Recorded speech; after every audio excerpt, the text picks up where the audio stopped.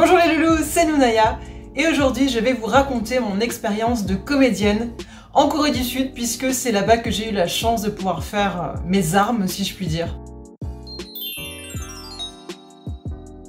En Corée du Sud, j'ai eu la chance de participer à peu près 35 tournages. C'est énorme, sachant que j'avais jamais rien fait avant. Pour ceux que ça intéresse, j'ai déjà fait une vidéo qui commence à dater un petit peu, mais avec des infos toujours intéressantes sur comment faire des dramas en Corée du Sud. J'ai aussi fait un vlog sur le tournage de She Was Pretty avec Siwon de Super Junior et j'ai aussi raconté quelques petites anecdotes, quelques petites rencontres de stars. Donc voilà, je vous mettrai tout ça déjà dans la barre info et puis des liens à droite à gauche, voilà. Jouer la comédie. C'est quelque chose, je ne dirais pas que je l'ai dans le sang, mais en tout cas qui m'a toujours intéressée. Déjà quand j'étais petite, j'ai fait un petit peu de théâtre, mais malheureusement, comme toutes les activités que je faisais à l'époque, j'arrêtais toujours en cours. Concernant le théâtre, j'ai eu aussi plusieurs déceptions, puisque 2 fois j'ai été choisie pour le rôle principal, bon je devais avoir 8 ans, 10 ans, j'étais très jeune, et 2 fois, en fait, on m'a retiré ce rôle principal pour me donner soit un rôle de décoratrice en coulisses, soit un rôle du genre, le rôle de l'arbre sur la scène, vous voyez. Comment vous dire? Moi qui à l'époque avait déjà très envie d'être sous les projecteurs et d'avoir des rôles importants, voilà, qu'on me remarque, je suis tombée de haut. Heureusement, la Corée du Sud m'a donné une 2e chance. Quand je suis partie en Corée en 2012, j'avais envie vraiment d'entrer dans le milieu du divertissement et notamment de faire de la télé. C'est quelque chose que j'ai pu réaliser grâce à la figuration. J'ai aussi eu la chance d'avoir plusieurs petits rôles, parfois des rôles principaux, et ça m'a vraiment permis de m'éclater, littéralement. Dans cette vidéo, je vais vous parler en particulier de mon expérience de l'émission Surprise, qui est toujours diffusée à l'heure actuelle en Corée du Sud, sur la chaîne MBC. Cette émission, c'est une référence assez drôle pour les expatriés en Corée du Sud parce que beaucoup y sont passés. Que ce soit des gens lambda qui ne sont pas du tout dans le monde du divertissement ou que ce soit des acteurs ou des aspirants acteurs. D'ailleurs, grâce à cette émission, j'ai pu faire vraiment beaucoup de rencontres et certaines personnes sont même devenues des petites célébrités aujourd'hui en Corée du Sud. Surprise, c'est quoi? C'est une émission de reconstitution historique et de faits divers. Souvent, ça va aborder des histoires un petit peu étranges ou un petit peu choquantes qui ont pu se passer. Et je pense que nous avons tous déjà vu ce genre d'émission où une scène du crime, par exemple, est reconstituée avec justement des comédiens. C'est une émission qui se divise en 2 parties. Il y a des faits divers étrangers et des faits divers qui se passent en Corée.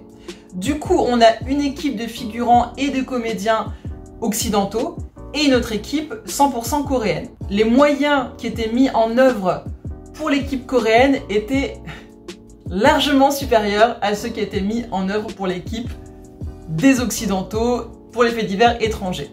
J'entends par là que les Coréens avaient une belle mise en scène, avaient une belle mise en beauté, des beaux costumes, des belles perruques, alors que nous, on avait vraiment des costumes d'Halloween à 3 francs 6 sous. Beaucoup de Coréens regardent cette émission parce que justement ça les fait marrer de voir des étrangers qui sont mal fagotés en train de jouer la comédie. Et parfois c'est vrai que c'est complètement absurde. En fait, ça dépend vraiment des épisodes. Il y a des épisodes que je trouve de très bonne qualité et il y en a d'autres, mais c'est vraiment un gag. Tout ça pour vous dire que jouer dans cette émission, c'est pas quelque chose dont on peut vraiment se vanter sur un CV. Moi, je l'ai mis sur mon CV de figurante, comédienne, parce que ça fait partie de mes expériences et que c'est aussi un terrain d'entraînement pour moi. Mais il y a des épisodes où clairement c'était pas ouf, où vraiment j'ai l'air con, hein, tout simplement. Mais j'assume parce que ça a vraiment été une expérience extraordinaire pour moi qui débutais dans le milieu de la comédie et de la télévision.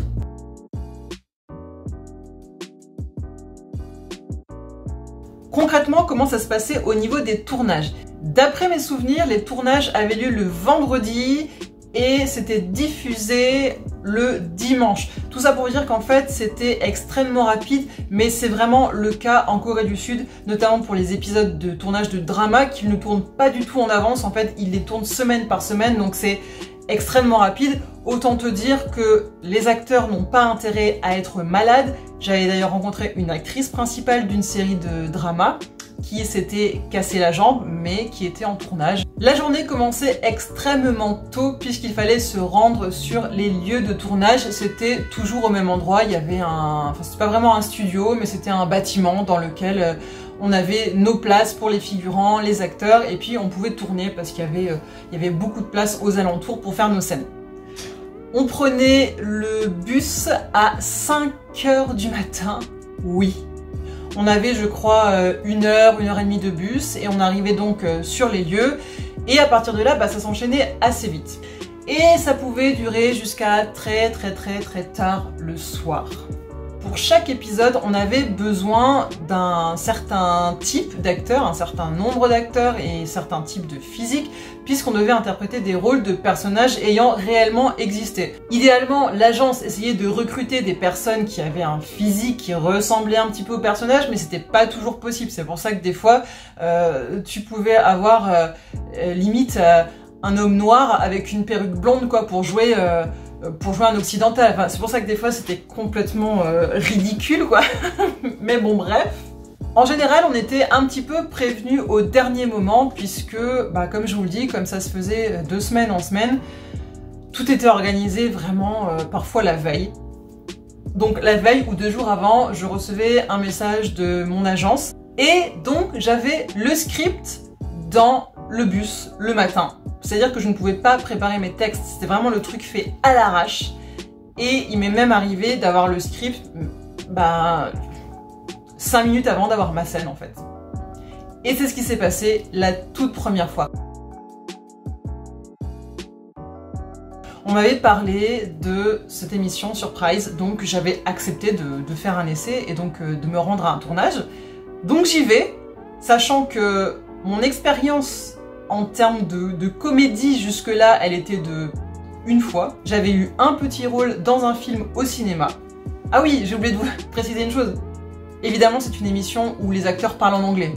Genre, sachant que je n'ai jamais joué de ma vie, quasiment, et encore moins en anglais. Donc là, c'est le challenge ultime. Donc j'arrive sur place. On nous distribue le script à l'arrivée avec les différentes histoires. Et là, en fait, on distribue les rôles. Donc le premier jour où je suis arrivée, c'était une histoire sur Marie-Antoinette. Marie-Antoinette qui faisait sa chieuse parce que son peintre ne lui faisait pas des jolis portraits. Donc elle cherchait absolument un peintre qui pourrait mettre en avant sa beauté si particulière. Au départ, on m'a donné le rôle du peintre, enfin de la peintre. Donc on commence le tournage comme ça. Et puis en plein milieu, à un moment donné, le réalisateur, metteur en scène, nous dit non, on va changer, genre c'est toi qui fais Marie-Antoinette.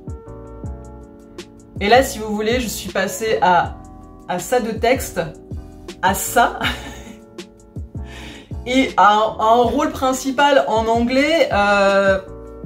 Il devait être 8h du matin, ok, donc on se dépêche parce qu'en fait c'est vraiment chronométré pour le coup, faut vraiment que tout soit bouclé dans la journée, donc faut assurer, faut enchaîner un max. Donc je change de tenue, on me donne une tenue de Marie-Antoinette, enfin un truc qui ressemble, on me fait une coiffure pseudo royale à la Marie-Antoinette. Et donc là je suis lancée, voilà, donc là c'est moteur, caméra, action et il faut que j'y aille. Et en fait ça s'est super bien passé et c'est la première fois que j'ai vraiment pu jouer la comédie devant la caméra, en anglais du coup. Et franchement, je me rappelle pas avoir trop stressé ce jour-là, je me rappelle que ça m'a vraiment amusée. Et d'ailleurs, ce qui est très drôle aussi, c'est que en fait, Marie-Antoinette, c'est une personne qui est extrêmement caractérielle. Donc, il voulait quelqu'un qui ait de la personnalité et il fallait vraiment que je fasse ma chieuse au maximum. Il fallait vraiment que je gueule, que je sois en colère tout le long du truc. Chose que je sais très bien faire.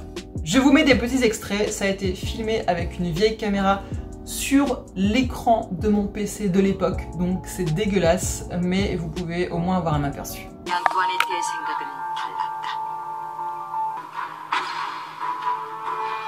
What have you done to my face? I think you will like this one, Your Highness.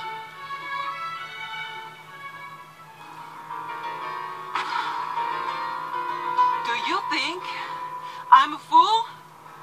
That's enough! I want you to live. Suite à ça, j'ai participé à d'autres épisodes et j'ai souvent eu le même rôle, c'est-à-dire le rôle de la maman. Et je perdais souvent quelqu'un. Donc mon fils par exemple est mort d'une maladie grave, mon mari est mort aussi d'une maladie grave, et me semble-t-il que j'ai perdu aussi mon mari une deuxième fois. Enfin, il y avait toujours un petit peu ce même contexte.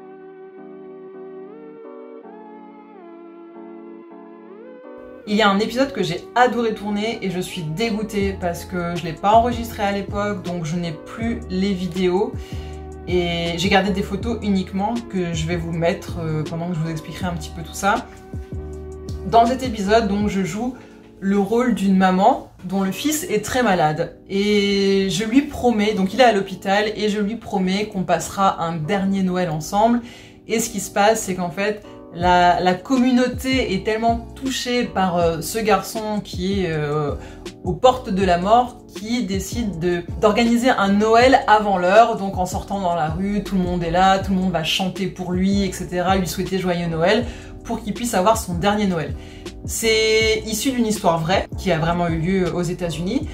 Et donc je jouais le rôle de la maman de ce garçon. Ce petit garçon était extrêmement bon acteur.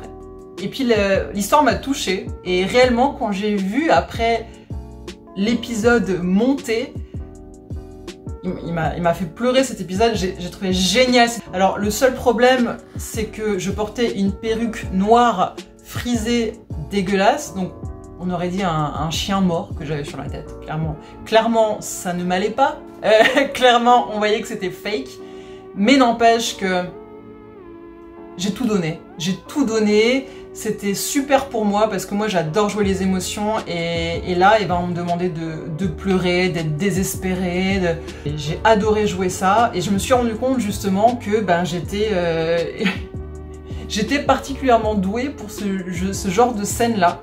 J'avais même prévu ce jour-là de prendre des petites pipettes de sérum physiologique pour m'en mettre dans les yeux, pour avoir vraiment les yeux qui brillent et qui coulent. Sachant que j'arrive à faire semblant de pleurer, mais que quand on a déjà les yeux un petit peu humides, ça aide en fait à enclencher le processus des larmes. Donc pour moi ça m'aidait aussi beaucoup. Un très beau souvenir, très belle expérience. J'ai adoré jouer ces scènes-là, et malheureusement je n'ai pas la vidéo. Voilà, je suis blasée.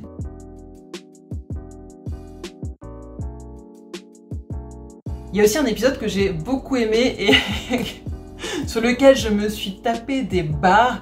Alors j'étais encore une fois la maman d'un petit garçon, et ce petit garçon prétendait être la réincarnation d'une femme, je crois une femme noire, quelque chose comme ça, je sais plus exactement quelle était l'histoire. Et finalement ça racontait un petit peu l'histoire de cette famille qui se retrouve un petit peu dépassée par ce que lui révèle leur fils. Et les journalistes viennent interviewer, viennent investiguer à la maison. Et en fait, j'avais un de mes amis acteurs qui a fait énormément d'épisodes d'ailleurs, qui s'appelle Benjamin, qui ce jour-là a décidé vraiment de me déconcentrer un maximum. À un moment donné, il y a une scène où donc Benjamin joue le rôle d'un journaliste, et donc il vient taper à ma porte, j'ouvre la porte, et là on me voit en gros plan, donc il faut vraiment que je sois dedans. Ce que Benjamin a fait, c'est qu'à chaque fois qu'on refaisait la scène, il prenait un accent différent. Donc un accent du sud, ou un accent du nord, ou je sais plus, enfin bref, à chaque fois il prenait un accent différent, et moi j'étais morte de rire, et du coup ça a été très difficile de finir ce tournage. Je me souviens que vraiment c'était dur, et surtout que ce jour-là, avec mon partenaire qui joue mon mari, On avait attendu tellement longtemps, on était tellement fatigués, on n'en pouvait plus. D'ailleurs, la plupart du temps, on dormait. Et puis, il y en a beaucoup aussi qui prenaient des livres, qui prenaient leur PC portable pour travailler. C'était vraiment la grande aventure. L'organisation, c'était vraiment pas ouf, pas du tout. Mais avec du recul, malgré tout, j'en garde une excellente expérience. Ce sera tout pour la vidéo d'aujourd'hui. J'espère que ça vous a plu. Si c'est le cas, n'hésitez pas à laisser un pouce dans les airs. La prochaine fois, je reviens avec des anecdotes de tournage et notamment aussi, je vais vous raconter certains de mes castings. Il y a des moments où vraiment, j'avais juste envie de mourir tellement j'étais stressée, tellement j'étais tétanisée, même sur le plateau d'un tournage. Je vous en parlerai parce que c'est pas toujours la joie. N'oubliez pas de vous abonner à ma chaîne, d'activer les notifications, de me suivre sur mon compte Nounaya World et Lady Strange Fox. Je vous dis à très bientôt et je vous fais plein de gros bisous. Bye!